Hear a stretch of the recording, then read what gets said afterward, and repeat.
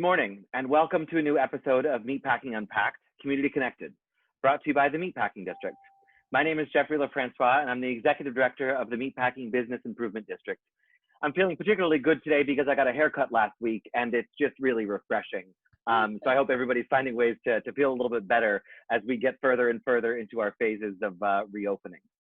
Today, I'm joined by Fred Dixon, President and CEO of New York City Company, the official marketing and tourism organization for the city of New York, and Joanne Kwong, president of Pearl River, the iconic New York City Asian Emporium. With more than 28 years of experience in the tourism and marketing industry, Dixon is responsible for the critical development of tourism and convention strategies internationally for the Big Apple. Under his leadership, New York City saw an astonishing 68% increase in international visitation and spending.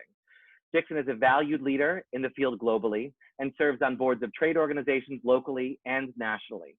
In light of COVID, Fred spearheaded the Coalition for New York City Hospitality and Tourism Recovery and has produced numerous reports and publications on how business can pivot and plan for the future.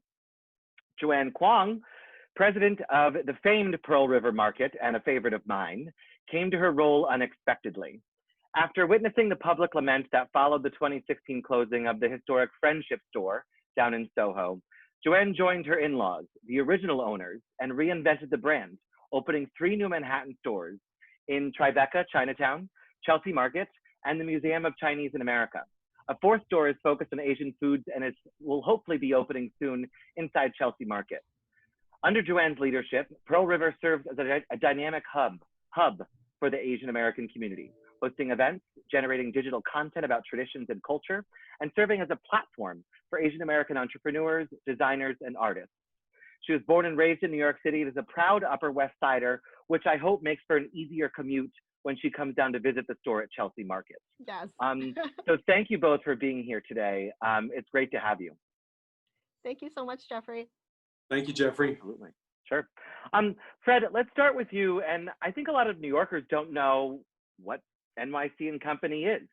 So when we say that or when we hear that, what do you do? What does the organization do? Thank you for that. Yeah, a lot of people think we're the clothing store. That's New York Company, right? So NYC Company is the tourism board for the 5 boroughs of New York City. So we, in some cities, you might know us as the Convention and Visitors Bureau, and that's what we do. So we've been around since 1935. We're a really old organization. We were rebranded as NYC Company in 1999 from the New York City Convention and Visitors Bureau. But we are a membership organization, not too dissimilar to a bid in the sense that we're private. We're not a city agency, so our employees are not city employees necessarily, but we do work on behalf of the public good. And we do hold a contract with the City of New York for public funding that helps with the marketing promotion for the City of New York. But half of our funding comes from the private sector. And much of that comes from individual businesses throughout the 5 boroughs. We have almost 2,000 member organizations, both retailers, restaurants, attractions, Broadway, hotels, just about anyone in the tourism realm. And we've largely operated, of course, outside of New York City because that's our goal, is to bring people from outside inside. So this moment actually has given us an opportunity to rethink our work, to refocus on how we can reimagine tourism within the 5 boroughs. So it's a challenging time for sure, but we have a lot of opportunity, I think, ahead of us. That's great. Thank you for that. Joanne, you know, Pearl River is an institution for New Yorkers, and I think it's a huge driver for tourists alike. And sort of not knowing what necessarily it's going to look like for tourism going forward in a real way. What are you guys thinking about? Are there pivots that you've made already? Are there steps that you're thinking about for the future, for what it will be like to operate your type of business going forward? Yeah. First of all, it's a pleasure to be here with Fred because we have been a member of New York City Company, and this last year, NYC Company has this great course. It's a multi-session course for small businesses, and I attended, and I feel like I learned so much. I'm kind of like, you know, when PhDs are all but dissertation, because I missed the final. I missed the last part, but I will come back and do the final and graduate. But it was so helpful, just the ins and outs of the tourism industry. And back to your question, It's going to be such a different landscape.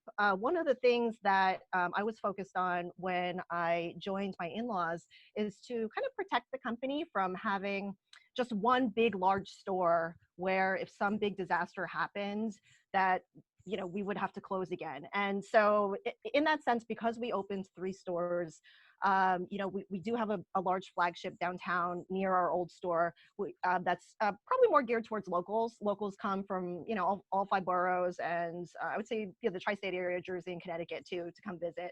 And Chelsea Market had a huge tourist population. And also our 3rd store is at the Museum of Chinese in America, which has both. It's got school children, it's got locals, it's got people from Chinatown, and also tourists as well. So we've kind of seen the whole gamut of what could happen to a retail environment. So our Tribeca Chinatown store is open, and I think the people who are here, because there isn't a lot of tourism right now, they are coming, which is very encouraging. We opened with when phase 2 started, and it was during a very just like an alarming time for the city and for our country. And we had still been boarded up at that time. And it was hard to open up because we were still behind boards. And slowly, our first customer biked all the way in from Brooklyn. And it just meant so much that they did that. And we've seen a lot of that they'll make a special trip out because if they're going to mask up and glove up, that they want to make a day of it. And I'm looking forward to the day when tourism comes back. I'm excited to hear that the High Line is coming back. Chelsea Market has been slowly opening, and I think we'll get there. I'm an optimistic person, so I'm ready to put in the work, and I know that many of my fellow small business owners are too. That's great. I always call it field trip shopping whether I go to Chinatown for groceries or to go to some neighborhood in another borough to make the trip for a reason. So I'm happy that was your first experience with your first customer making the trek from Brooklyn. Is pretty awesome.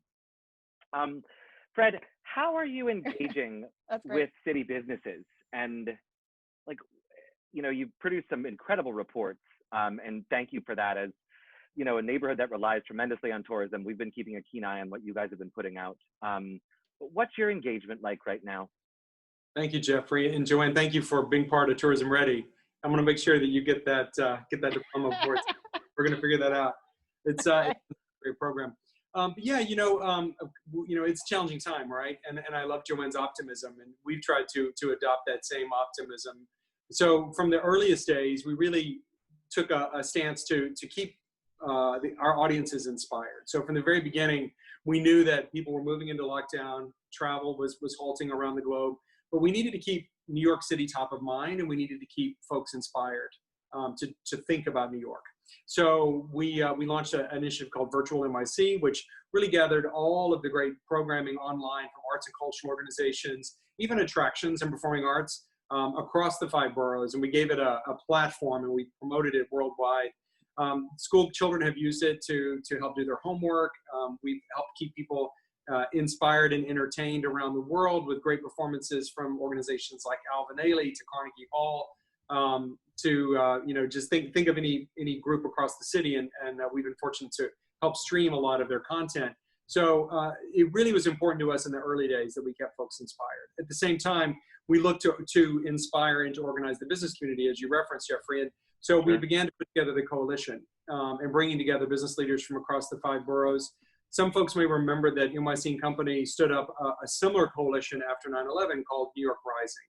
And so we sort of took that roadmap off the shelf, pulled together some of our leadership that were involved at that time, and helped stand up this new group, and then brought together a new committee. And it's been terrifically inspirational, but also the ideas that are coming from the group have just been fantastic, and they've informed the roadmap, which was released yesterday for tourism's reimagining and recovery. So it's a process. We know that tourism is going to be very hyperlocal for a time, and so we are beginning to build those programs. And we're going to see as we move into phase 4, much more programming and enticements for New Yorkers to get out and explore and support great retailers like Joanne and her family. It's when people realize what's out there in our own town, it's almost a moment, we're pushing it super locally for the meatpacking district to speak to our local audiences and how we can get folks to sort of find that love again for their hyper local neighborhood. It's a big part of what we can all be doing right now.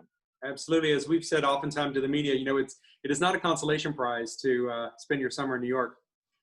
Yeah, so many really not. That's a good. I like that line. Right. We're used to traveling, and New York actually is the largest outbound market in the United States. So when you think about that, and you think of all the people that travel from here to the world, they now are looking for new options, and we want them to look into the five boroughs. Yeah, in a way, the outdoor dining is very exciting because the character of some of our places have changed too. So I'm always interested when I'm, walking down an avenue to see how people are doing their outdoor dining, how people are enjoying the outside. And it feels really festive, actually. I think so it too. does, and it also speaks to New Yorkers' abilities to our ingenuity, our creativity, our ability to pivot, and just sort of pop up is really remarkable. Yeah. That's a lot. And Joanne, that ties to my next thought of you're serving on the administration's Small Business Recovery Task Force, I believe it is. You want to share a little bit about what that is and what has been coming out of that? And frankly, are there things that you want even more to come out of that maybe hasn't yet? Yeah, it's been an interesting process. I think there were several sectors that the mayor put together. So it's about, I would say maybe 40 of us across all five boroughs, different industries. So we have, retail, hair salons, restaurants, the heads of the chambers of commerce from each borough, community leaders. And in the beginning, I think we were all just in shock. So we just needed a place to really kind of be together and vent about our frustrations, maybe with, applying for PPP loans and finding PPE and all this stuff. And it's really become a great group. I think we were meeting weekly, and then we started meeting bi-weekly after phase 1 and phase 2 because people were kind of busy running their businesses. But it's been encouraging because I think we expressed kind of apprehension about, what are the things that will prevent us from opening up. So I think we were all nervous about kind of getting our spaces PPE ready. So one of the services that came out for small businesses was that, the various bids were giving out masks and for small businesses employees. That singular thing is very helpful. I think to hear from the Commissioner of Small Business Services that perhaps we're not going to be ticketed for every small little thing, that was a big relief. And just to have the practical and very nitty gritty. So, opening up parking lanes for restaurant dining, there was a lot of conversation about that. And it's just been a really helpful resource. And kind of on a personal side, it's just been nice to have a group to talk to because you're kind of making these decisions on the fly. Almost in the beginning, like in March, like every day there was a new operational plan. So to have a conversation with people who are going through the same thing has been really valuable. That's great. I mean, I think we've all realized that some days things change within 24 hours. Yes. And the phase of change has just been so rapid that you've sort of developed a community out of this task force. I hope that's a lasting factor because we all continue to learn from each other. I know in the age of Zoom, as annoying as it is, it's easier to get together with people sometimes. Yeah. It was funny because I think at one point, when places started opening, the folks who were running the group, they thought that we needed more time to run our businesses. And so they were saying like, oh, we don't have to meet regularly anymore. And we're like, no, we still want to meet, we still want to meet and talk. So I thought that was a testament to the group that they brought together. Yeah, absolutely. Fred, in your, looking at the whole map of the world, are you seeing anywhere where we've seen some success stories or in terms of tourism? The map is extremely chaotic right now. Let's ignore what our country looks like. But obviously, in many other places around the world, are there examples you can look to yet? I don't want to say that it's too early, but any places we can learn from and what you're thinking about where we might learn from? I think you're on mute. You're on mute. Hold on. Terribly sorry. Yeah. That's all right. After all this time, I still unmute myself. One of the things that we've done over the years is build really close relationships with peer destinations around the world. So we have there's about a dozen cities that we work very closely with from time to time, and that includes Shanghai and Tokyo, Sao Paulo, Mexico City, and in Europe, Madrid, Berlin, Amsterdam, London, and even Manchester most recently. And we've learned a lot from them over the years. We've shared best practices, we've shared challenges, and really supported one another. We've even had a chance to do some cross promotions, which has been great. But in this moment, it was really helpful to talk to our colleagues in Madrid in particular and Milan as they were going into this environment ahead of us, what their experiences were, what they were seeing, and then how they began to think about coming out of this. It really informed the way we approached our work. And I don't know that we would be where we are today in many ways if it weren't for some of that early insight. So I was on the phone with my counterpart in Paris just a couple of weeks ago, and she was talking about how for the summer, in Paris, in a lot of the destinations, and we've even experienced a little bit in New York, there was an emerging conversation around over-tourism. And I think that's a conversation that we're not going to be having anytime soon, for good or for bad. But the notion that the cities no longer really belong to their residents, we didn't really have that issue so much here in New York. You began to see that take hold in other destinations, but we have a moment to recast, right? Tourism. We have a moment to think differently about our communities and the way we engage with hospitality. And the one thing that Paris is doing, which I think is just brilliant this summer, is they've launched a new program called Paris is Yours. The tourists are not here. This is your city. This is your chance to reconnect with it and enjoy it. So it's just sort of a beautiful flip on an idea, recognizing, not diminishing the challenges at all of what we're going through, because we're encountering a situation where we don't have millions and millions of visitors coming into our cities to spend money. I mean, that is the biggest problem of all, of course. But how do we at this moment reconnect with our residents, not only to invite them in, but also to have them part of this recovery process? It's a real unique opportunity. We're going to capitalize on it. We've learned that from others. And I think that it's such an interesting moment for all of us. The Metropolitan Museum is a favorite, and the Whitney Museum is a favorite, right in the Meatpacking District. But I love when they're empty, which those museums don't like. But as a New Yorker, to be able to ramble when there's more space, I'm kind of excited about that idea for a little while. For and sure. sort of to get our feet wet again, of also sort of normalizing, being in public in ways that we haven't been in a long time. It's so true. I love that too. And I think that's a huge opportunity. And we're using that to frame a lot of our thinking. The recovery is going to be very arts and culture forward, I think. I think that's going to encourage people. I think it has to be. And our recoveries in the city of New York have always been around arts and culture because we do it so well. I think it's a huge part of us. Yeah, no question at all. And I think that, the retailers especially, I think Pearl River is a great example.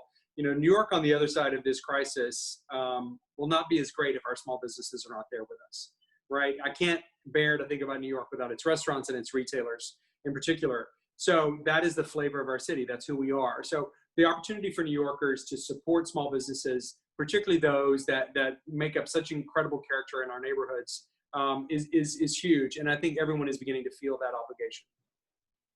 Yeah, I agree entirely. And this leads to, I'm not sure if it was an NYC Company thing, or we're really looking at a New York for New Yorkers type of campaign. And I'm just curious, what is for you two respective individuals, what is your New York for New Yorkers? What does that connote to you? And how does that make you feel? Joanne, why don't you go first? Yeah, I have two small kids, two boys, 6 and 9. And pre-pandemic, I forced them to go to Chinese school. And after Chinese school, we would go to the diner every Saturday. We went to City Diner on 90th Street, which is a great Upper West Side diner. And we just want to go to City Diner. Actually, we did take takeout last weekend from there, but we would like to sit in the diner, talk to the waiters that we love, and be around kind of our neighbors. And I feel like a diner is a very New York City thing. And yeah, I would like to do that again, like just to kind of be in those spaces that feel homey and that have been around for decades. Because everybody needs a little bit of comfort right now. That's so true. So well said. For me, it's really been about getting out on my bike again and enjoying the city. It was interesting to take a beat from the subway, right? To take a break from the subway for a moment, because that was just seemed like the thing to do, although it's cleaner today than it has ever been. And it's remarkable to get back on the subway today. But, I think we all have a chance to reset a little bit and to try to find a little more balance in life. I think everyone is taking that away from the pandemic. And for me, it's really about slowing down and reconnecting with our community. And I've been doing that on my bike on the weekends, and it's just been awesome. It was so funny because for years we've said to people, just come to New York and get lost. But I never really did that myself, right? And so just getting on my bike and taking off and just discovering new neighborhoods. And I've gone deeper on my bike into Queens and Brooklyn than I ever have before. And it's just been wonderful to see the people, to see how people are reconnecting with their community. And we all need that inspiration right now. So for me, it's about getting out and exploring more.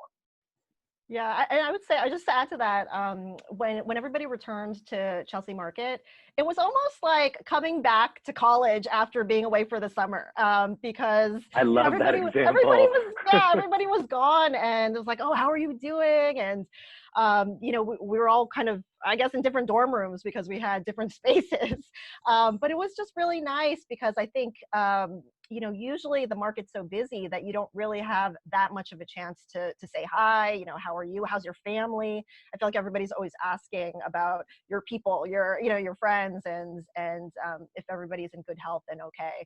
And that's really nice. That's nice to take that time.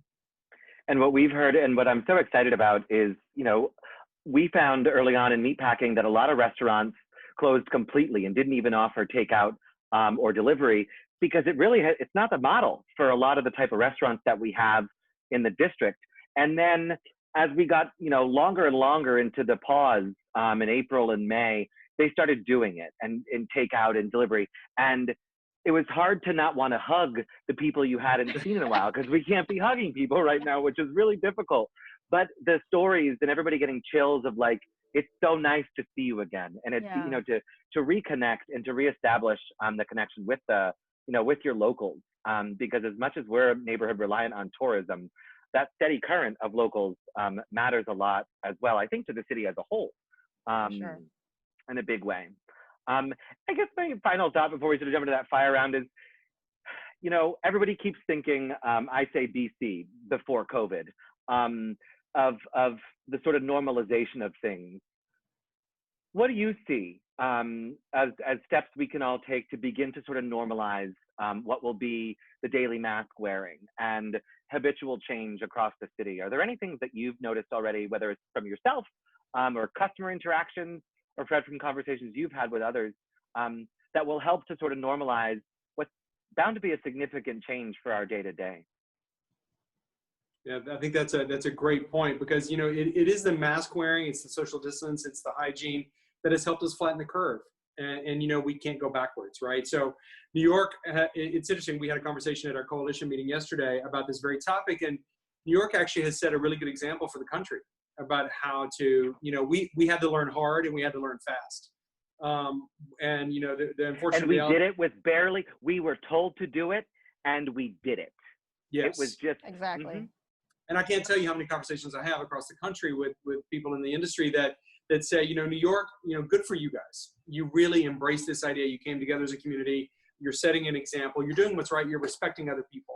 And I think that's what New York is all about. That's what New York's always been about. We've made room for other cultures. We've made room for different viewpoints and perspectives. And we continue to do that. And we give everybody space. And part of that in this new normal is respecting, with hygiene and with mask wearing.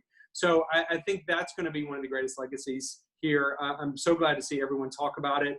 We're now seeing that happen across the country and in national tourism promotion. So that's going to be one of the greatest legacies here, I think. Yeah, and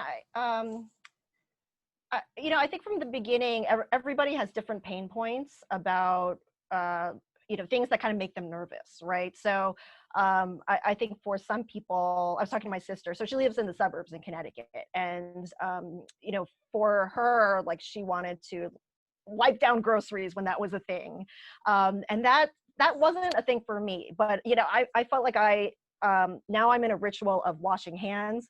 When I leave the apartment, I have my to-go bag with now there's a plastic bag ban, so I have all my bags for grocery shopping. I'll have, gloves, a whole array of masks, sanitizer. Well, they're the newest fashion accessory. I mean, exactly. it's classic New York. Exactly.